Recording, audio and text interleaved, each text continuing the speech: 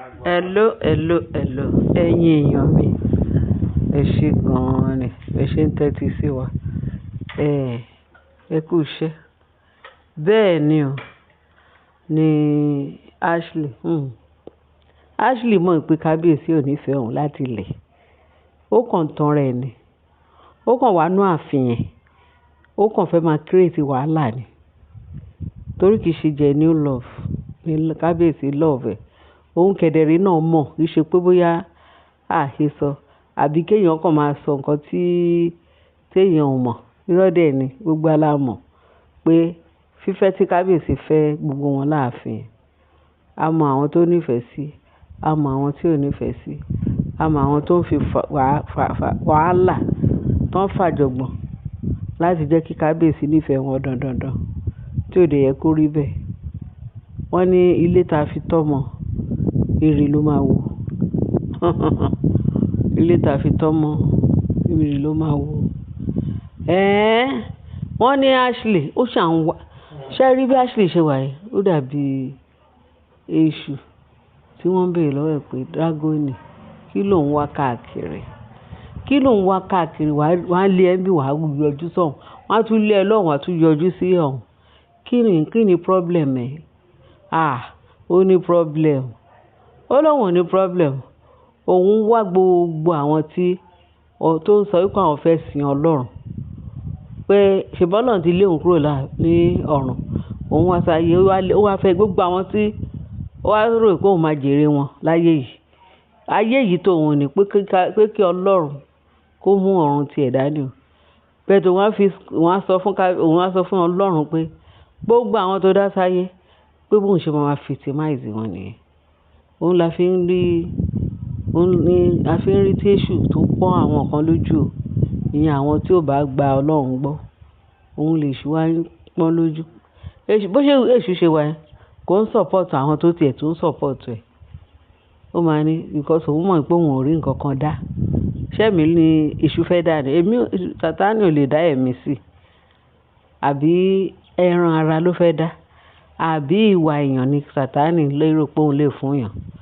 Àbí ká má sọ pé ó di ènìyàn. Ó dá tán á tún fi èmi sí rán ni. Gbogbo nǹkan t'Ọlọ́run ti dá, òun ni Sátánì ń try láti penetrate pé kóun bàjẹ́. Ṣùgbọ́n Ọlọ́run pàápàá wá sọ fún un pé irọ́ ló pa. Irọ́ gbà ló pa ló ṣe rán Jésù wá sáyé. Pé sísà yíyá àwọn tó bá gbàgbọ́, wọn yóò yè. Àwọn tí ò bá gbàgbọ́, Bíbélì ló sọ fún wa, ó ní wọ́n á jẹ̀bi. Torí náà la ṣe wà láyé yìí, tá fi yan èyí tí ó máa pay wa. Wọ́n ní nípa ìfẹ́ olùgbàlà kò ní sí nǹkan fáwọn ọmọ Ọlọ́run. Bẹ́ẹ̀ ni. Ẹ wo irú Sátánì yẹn bó ṣe ń fìyà jẹ àwọn èèyàn nítorí pé àwọn tí ò bá gbàgbọ́ ni. Òun ni Sátánì lè rò pé òun lè fìyà jẹ gbé, ṣùgbọ́n irọ́ ló ń pa. Ó lóun máa victimize gbogbo àwọn ẹ̀dá t'Ọlọ́run dá sáyé yìí. Kò kúkú rí kankan dá. Kò lágbára láti dá nǹkan kan. Àwọn t'Ọlọ́run dá ló fẹ́ máa torment, ṣùgbọ́n irọ́ ni. Ó máa fail woefully ni. Irú ẹ̀ gangan wọ́n ní kí lòun wá ká, ó ní òun ń wá iye èṣù. Ó lóun ń wá gbogbo àwọn tó jẹ́ t'Ọlọ́run. Òun wá bóun ṣe máa destroy wọn. Òun á wo bí Ọlọ́run ṣe fẹ́ jèrè wọn láyé yìí. Kíni ni mò ń ṣe fún wa o? Illustration ni mò ń ṣe gbogbo eléyìí o. Mi ì tí ì débi tí mò ń lọ. Irú ẹ̀ náà ni ti Ashley. Ashley àti èṣù tẹ̀gbọ́n-tàbúrò ni wọ́n. Ṣé rí Ashley yẹn, ọmọ Ọlọ́run náà ni o. Torí Ọlọ́run gbogbo nǹkan tó wà lára ẹ̀ t'Ọlọ́run ni. Gbogbo ẹ̀yà àfi ìwà tí Sátánì ti gbèsè nínú. Ìwà tó gba Sátánì láàyè láti máa hu ìwàkiwà. Wọ́n ní ṣe Ashley o. Wọ́n ní ẹ ṣáà mọ̀ pé Naomi ó máa ń ṣe program káàkiri. Program á ṣe ti church, á tún ṣe event, á ṣe gbogbo oríṣiríṣi. Wọ́n ní wá di pé ó gba hall ní ọ̀dọ̀ Òwòadé kọ́. Ọba Ẹlẹ́gùṣì. Sorry, kì í ṣe Òwòadé. Ọba Ẹlẹ́gùṣì ló gba hall ẹ̀. Wọ́n ní event Ọba Ẹlẹ́gùṣì. Wọ́n ní wọ́n máa ń rent ẹ̀.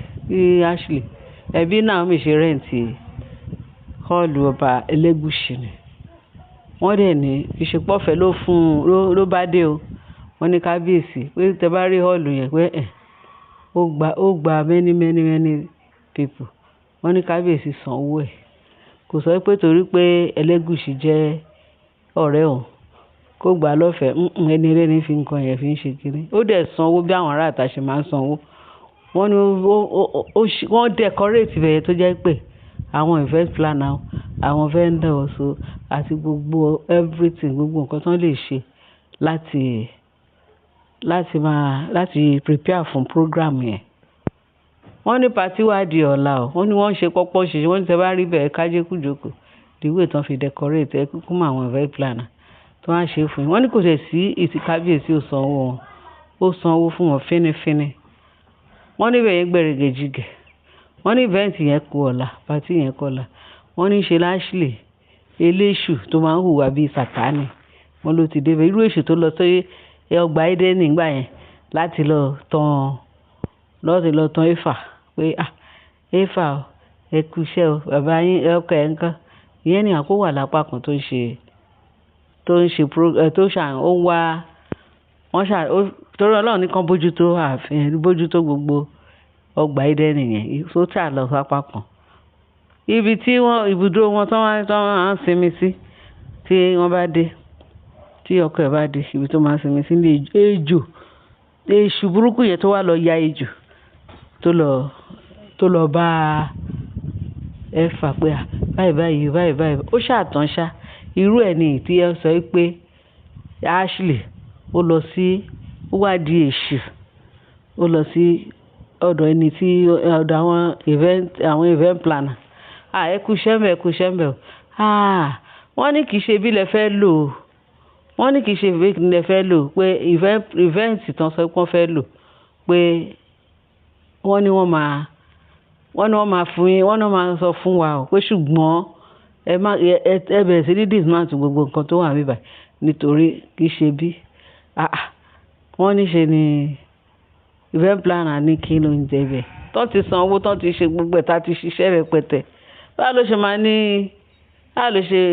ṣe máa sọ pé ká má lò bẹ́ẹ̀ ẹ kúkú mọ̀ pé ẹlẹ́rìn ìkà ni tó bá ti fẹ̀yìn ẹ̀yẹn àárín yẹyẹyẹyẹ bíi pé inú ẹ̀ mọ́ àṣebàbọ̀ tó bá ṣẹ̀ ti rí ẹ ti wọ́n pé èṣù ló ń bá eléyìí jọba ìyẹn Ashley bíbélì sọ pé nípa ìṣe wọn lẹ máa fi mọ̀ wọ́n nípa ìwà wọn kẹ̀dẹ̀ yìí lẹ máa fi dá wọn lẹ́jọ́ òun ni wọ́n ní ó ti sọ fún un ó ti ṣe gbogbo yàyà ìranù tó máa ń ṣe yìí kó lè ṣe bẹ́ẹ̀ wá kábíyèsí ló ní kàn sọ fún wa pé ìkànnù ìyàwó kábíyèsí ló ní kí n sọ fún un ṣọmọ pé event plan ẹni Naomi òun yìí bá program ó yìí prepare fún program so wọn ò tí ì lè ṣe kínní bọ́n ṣe lọ bá ẹni tó ní event nǹkan báyìí wọ́n á lọ sọ fún un pé wọ́n mà ní wọ́n lò bíbá ìmọ̀ gbogbo wàhálà tá a ti ṣe gbogbo bíbá níbo la tún fẹ́ lò Ashley ní ó ti wọ́n ti mọ̀ wọ́n ti ṣe kínní wọ́n bẹ̀rẹ̀ sí ní dismantle kíákíá wọn wá ṣiṣẹ́ mọ́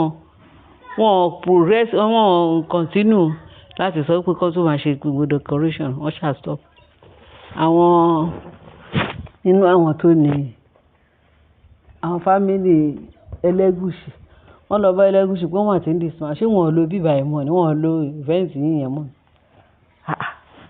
wọ́n ní ọba Elégùṣì ni wọ́n máa lò ó bọ́ọ̀lù ní program ó ní wọ́n lé èṣù ti débẹ̀ o Ashley o pé wọ́n rí ta lè ṣe wọ́n ní Ashley ni o póun ló sọ pé wọ́n lò bẹ̀ yẹn mọ́ wọ́n ti bẹ̀rẹ̀ sí ní dismantle kínní iná dà pé kí kínní yẹn má ṣe rí pé léṣù ni kì í ṣe ní kì í ṣàná ni wọ́n ti ń plan nǹkan burúkú pẹ̀lú Naomi ní ààfin wọ́n ní bí Elégùṣì kàn ṣe kí fóònù mọ́lẹ̀ tó pe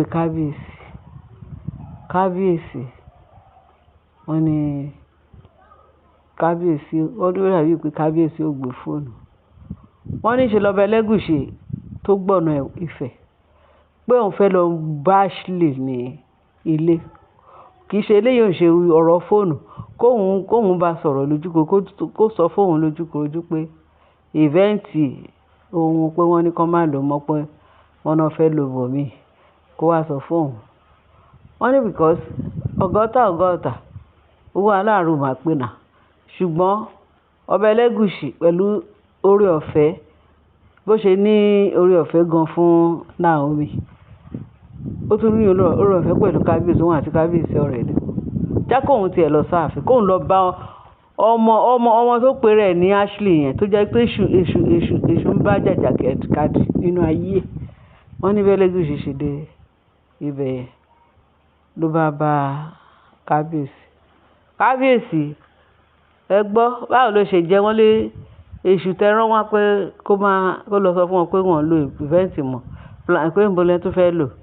Kábíyèsí ni ẹ̀fún ni àbèdì, ibi ọ̀dọ̀ yín ló ṣáà lòun ti sanwó sí, ọ̀dọ̀ yín ṣáà lòun náà fẹ́ ṣe program, ewu dẹ̀ ni pé ń bo náà ti fẹ́ ṣe. Ẹ̀yin èèyàn wa kì í máa ṣe kékeré ọ̀rọ̀ yìí, tá bá ní ká máa sọ ọ̀rọ̀ yìí ó gùn ju kí ló dálẹ̀ lọ. Wọ́n ní bí mò ń bọ̀ mi tí ì dé torí ẹ̀ nílé gbọ́ tó gùn gan, story yẹn gùn. Ẹ bá share ilé, kẹ́ bá like, kẹ́ bá fi tó kù sí comment section. Ẹ ṣé gan.